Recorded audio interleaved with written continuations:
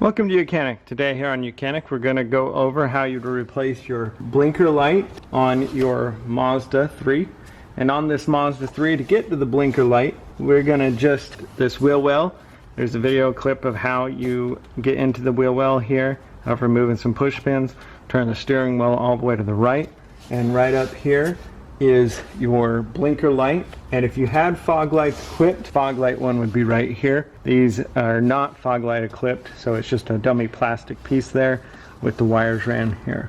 But anyway, so to get the clearance light or the blinker light, you're just going to reach up in here. There's a plastic element here, there's a photo of it, and you're just going to twist it, pull this out, and then pull the light bulb out and get your new one as needed.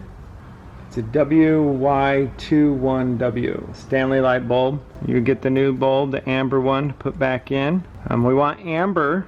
Sometimes you can interchange, but this one wants to be amber because outside the element is clear. And so if you put a clear one, then people won't really know that you're trying to use the blinker because they can't see it. So then we take our new light bulb as we put it back in there, and then you put it back in there, the hole there, line it up, turn it to the right a quarter turn, and that's how you replace that.